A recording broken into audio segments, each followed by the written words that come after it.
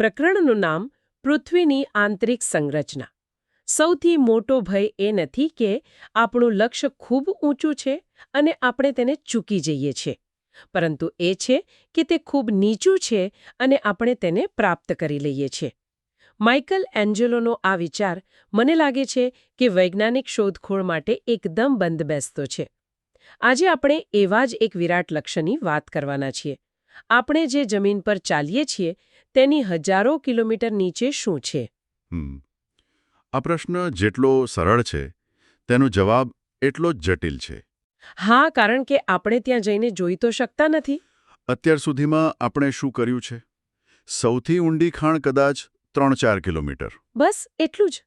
અને વિજ્ઞાન માટે સૌથી ઊંડું ડ્રિલિંગ જે થયું છે, આર્કટિક મહાસાગરમાં કોલા ખાતે, એ પણ માંડ 12 કિલોમીટર. બરાબર. અને પૃથ્વીની ત્રિજ્યા છે 6378 કિલોમીટર. તો આ તો સફરજનની છાલ પર એક નાનકડા ઉજરડા જેવું થયું. એનાથી પણ ઓછું. તો પછી સવાલ એ છે કે આપણને આટલી ખાતરીપૂર્વક કેવી રીતે ખબર પડી કે પૃથ્વીના કેન્દ્રમાં શું ધબકી રહ્યું છે? અને આજની આપણી ચર્ચા એ જ છે.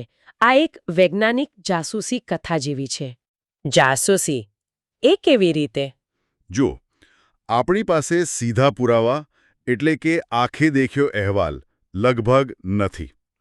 આપણે એવા જાસૂસ છીએ જેમને ગુનાના સ્થળે જવાની મનાઈ છે. પણ આપણે દૂર બેસીને આવતા અવાજો, પડઘાવ અને કંપનોનું વિશ્લેષણ કરીને અંદર શું ચાલી રહ્યું છે તેની આખી તસવીર બનાવવાની છે. અને આપણું મુખ્ય હથિયાર? ભૂકંપના તરંગો. આજે આપણે આ બધા પુરાવાઓને જોડીને પૃથ્વીના સ્તરોનું રહસ્ય ઉકેલીશું. ચાલો, તો આ જાસૂસી શરૂ કરીએ. પુરાવાઓમાં બે પ્રકાર છે, પ્રત્યક્ષ અને પરોક્ષ. તો પહેલા પ્રત્યક્ષ સ્ત્રોતથી શરૂ કરીએ. જે થોડું ઘણું આપણે સીધું જોઈ શક્યા છીએ તે શું કહે છે? પ્રત્યક્ષ સ્ત્રોત આપણને જમીનની નજીકની વાર્તા કહે છે. પહેલું છે ખાણકામ.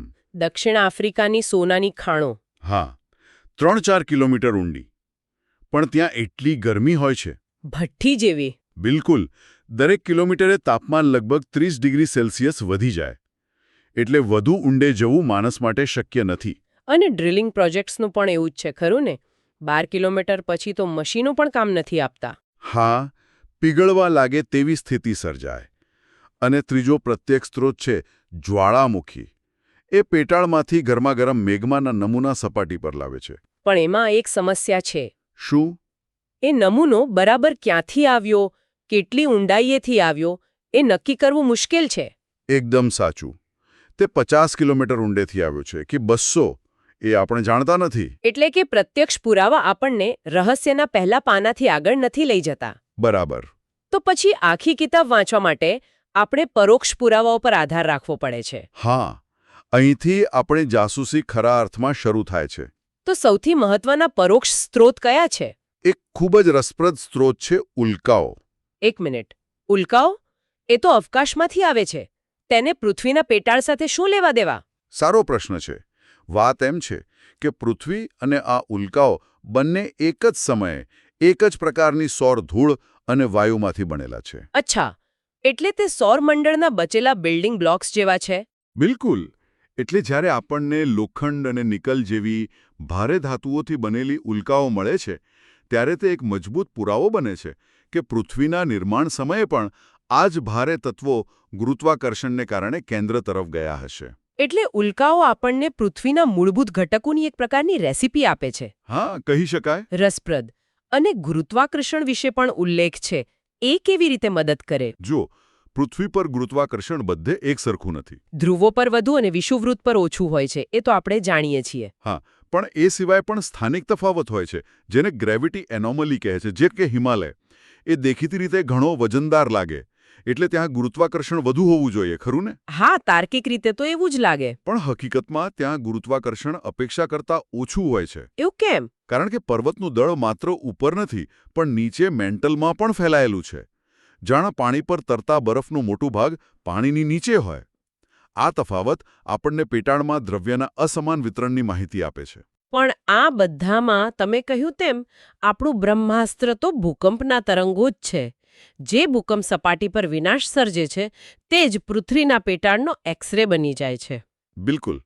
આ વિજ્ઞાનનો કેવો વિરોધાભાસ છે? જ્યારે પૃથ્વીના પેટાળમાં ખડકો તૂટે છે, જેને આપણે ભૂકંપ કેન્દ્ર અથવા ફોકસ કહીએ છીએ, ત્યાંથી ઊર્જા તરંગોના રૂપમાં ફેલાય છે. પી તરંગો અને એસ તરંગો. હા, પી તરંગો એટલે કે પ્રાથમિક તરંગો, સૌથી ઝડપી. તે ઘન, પ્રવાહી, વાયુ ત્રણેયમાંથી પસાર થઈ શકે છે. પણ એસ તરંગો એટલે કે ગૌણ તરંગો, એમની એક જીદ છે. બરાબર. તે પ્રવાહીમાંથી પસાર થઈ શકતા નથી અને આ જ જીદ આપણો કેસ ઉકેલે છે. પણ એક મિનિટ, આ થોડું અકલ્પનીય નથી લાગતું? શું આપણે ખરેખર કહી શકીએ કે હજારો કિલોમીટર દૂર આવેલા સિસ્મોગ્રાફ પર અમુક તરંગો ન દેખાયા? એનો અર્થ એ કે પૃથ્વીનું કેન્દ્ર પ્રવાહી છે? આ એક બહુ મોટો તાર્કિક કૂદકો નથી? તમારો સંદેહ યોગ્ય છે. શરૂઆતના વૈજ્ઞાનિકોને પણ આવો જ પ્રશ્ન થયો હતો.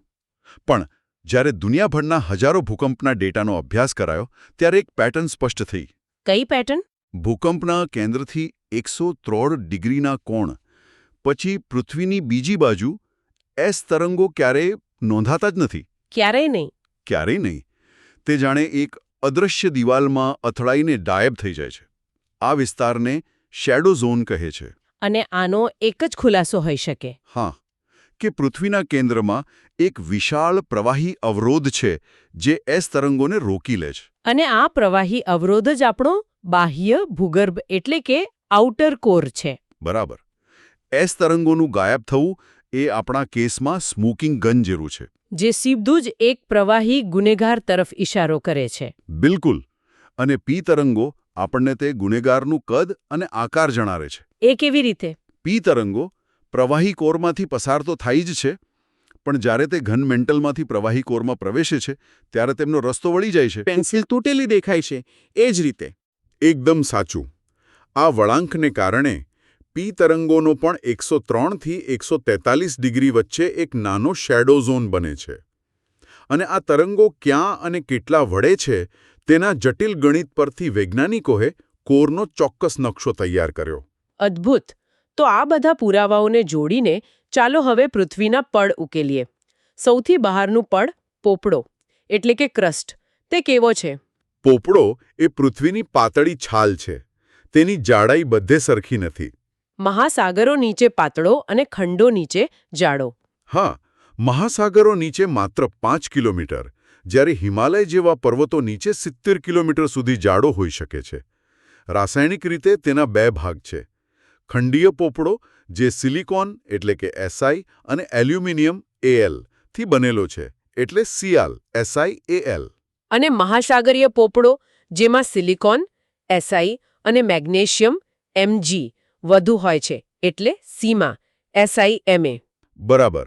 અને રસપ્રદ વાત એ છે કે પોપડામાં વજનની દૃષ્ટિએ સૌથી વધુ પ્રમાણ ઓક્સિજન તત્વનું છે, લગભગ 46.6%. અને તે પછી સિલિકોન. હા, 27.7%. આપણે પોપડાની વાત કરી, પણ ખરી કહાણી તો તેની નીચે શરૂ થાય છે. મેન્ટલમાં શું છે? પોપડાની નીચેથી શરૂ કરીને લગભગ 2900 કિલોમીટરની ઊંડાઈ સુધીનો વિશાળ સ્તર એટલે મેન્ટલ. પૃથ્વીના કુલ કદનો લગભગ 84% હિસ્સો આ મેન્ટલ જ રોકે છે. મતલબ કે પૃથ્વીનો મોટો ભાગ મેન્ટલ જ છે. હા, અને તેનો ઉપરનો ભાગ ખૂબ જ ખાસ છે. તેને એસ્થેનોસ્ફિયર કહે છે. એસ્થેનોસ્ફિયર.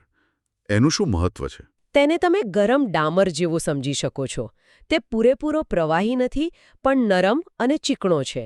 અને તેની ઉપર આપણી સખત ટેક્ટોનિક પ્લેટો ધીમે ધીમે સરકી શકે છે. અચ્છા, તો પ્લેટ ટેક્ટોનિક્સનું એન્જિન અહીં છે. બરાબર.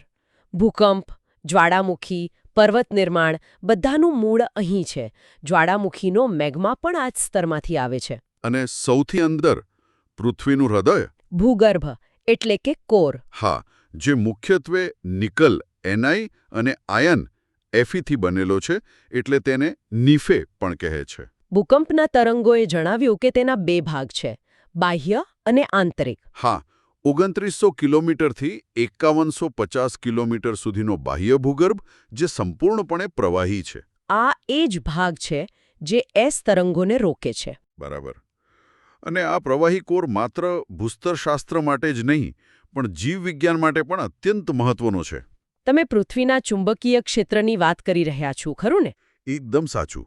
પૃથ્વીના પરિભ્રમણને કારણે આ પ્રવાહી લોખંડ પણ ફરે છે. અને એક મોટા ડાયનેમોની જેમ કામ કરે છે. હા, જેનાથી એક શક્તિશાળી ચુંબકીય ક્ષેત્ર બને છે. આ ચુંબકીય કવચ વગર સૂર્યના સૌર પવનોએ આપણું વાતાવરણ ક્યારનુંય ઉડાવી દીધું હોત. અને પૃથ્વી પર જીવન શક્ય જ ન બન્યું હોત. બિલકુલ. એટલે પૃથ્વીના કેન્દ્રમાં થતી હલચલ જે સપાટી પર જીવનને શક્ય બનાવે છે. વાહ, પણ વાર્તા અહીં પૂરી નથી થતી. બાહ્ય કોરની અંદર પણ કંઈક છે, આંતરિક ભૂગર્ભ, અને તે ઘન છે. અહીં જ મને એક પ્રશ્ન થાય છે. આપણે જાણીએ છીએ કે જેમ જેમ ઊંડે જઈએ તેમ તાપમાન વધે છે. કેન્દ્ર સૌથી ગરમ ભાગ છે. હા, તેનું તાપમાન સૂર્યની સપાટી જેટલું હોઈ શકે છે. તો પછી સૌથી કેન્દ્રમાં રહેલો આંતરિક કોર પ્રવાહીને બદલે ઘન કેવી રીતે હોઈ શકે? આ એક ઉત્તમ પ્રશ્ન છે, અને તેનો જવાબ બે વિરોધી શક્તિઓની લડાઈમાં છે. તાપમાન વિરુદ્ધ દબાણ. એટલે કે એક તરફ હજારો ડિગ્રીનું તાપમાન લોખંડને પીગળાવવા માંગે છે, પણ બીજી તરફ તેની ઉપર રહેલા હજારો કિલોમીટરના ખડકોનું અકલ્પનીય દબાણ છે. અને એ દબાણ અણુઓને એકબીજા સાથે જકડી રાખે છે. બરાબર. એટલા ચુસ્ત રીતે કે તે પ્રવાહી સ્વરૂપમાં ફરી શકતા નથી. જેમ પ્રેશર કુકરમાં દબાણને કારણે પાણી 100 ડિગ્રીથી ઊંચા તાપમાને ઉકળે છે, તેમ અહીં અત્યંત દબાણને કારણે લોખંડનું ગલનબિંદુ તેની વાસ્તવિક ગરમી કરતાં પણ ઊંચું જતું રહે છે. એકદમ સાચું. એટલે ગરમીની જીત થતી નથી, દબાણ જીતી જાય છે, અને આંતરિક કોર ઘન રહે છે. અદ્ભુત. તો આ બધા સ્તરો પોપડો, મેન્ટલ, બાહ્ય કોર, આંતરિક કોર, શું તેમની વચ્ચે કોઈ સ્પષ્ટ સરહદ છે? હા, અને આ સરહદો પણ ભૂકંપના તરંગોએ જ શોધી છે. કેવી રીતે? જ્યારે તરંગો એક સ્તરમાંથી બીજા સ્તરમાં જાય છે, ત્યારે પદાર્થની ઘનતા બદલાવાને કારણે તેમની ગતિ અચાનક બદલાઈ જાય છે. આ બદલાવના ક્ષેત્રોને ડિસ્કન્ટિન્યુટી અથવા વિરામ કહે છે. અને આવી મુખ્ય સરહદો કઈ કઈ છે? 3 મુખ્ય છે. પોપડા અને મેન્ટલ વચ્ચેની સરહદને તેના શોધકના નામ પરથી મોહો કહે છે.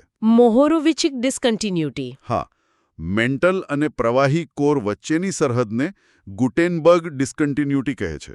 અને સૌથી ઊંડી પ્રવાહી બાહ્ય કોર અને ઘન આંતરિક કોર વચ્ચેની સરહદ તેને લેહમેન ડિસ્કન્ટિન્યુટી કહે છે. તો આખી ચર્ચાનો સાર શું છે? આપણે ક્યાંથી શરૂ કર્યું અને ક્યાં પહોંચ્યા? આપણે એ રહસ્યથી શરૂઆત કરી હતી કે આપણે જે જોઈ શકતા નથી તેને કેવી રીતે જાણી શકીએ.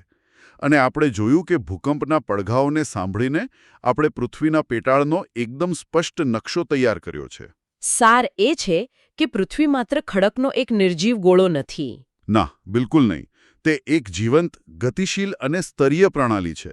તેનું દરેક સ્તર એકબીજા સાથે જોડાયેલું છે. અને તેની અસર આપણા રોજિંદા જીવન પર પડે છે. આ જાણકારીનું વ્યાવહારિક મહત્વ પણ ઘણું મોટું છે. ચોક્કસપણે. આપણે ચુંબકીય ક્ષેત્રની વાત કરી, જે જીવન માટેની પ્રથમ શરત છે. એ જ રીતે મેન્ટલમાં ચાલતી પ્રક્રિયાઓ ઉપરની ટેક્ટોનિક પ્લેટોને ગતિમાં રાખે છે. જેના કારણે હિમાલય જેવા પર્વતો બને છે. અને ભૂકંપ જેવી કુદરતી આફતો પણ આવે છે.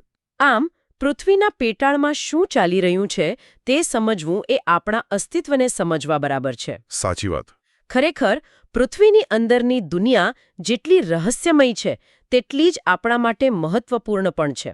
સ્રોતોમાં સુએસ અને જેફ્રીઝ જેવા વૈજ્ઞાનિકોના જૂના મોડેલોનો પણ ઉલ્લેખ છે, જે દર્શાવે છે કે આપણી સમજ સતત વિકસતી રહી છે.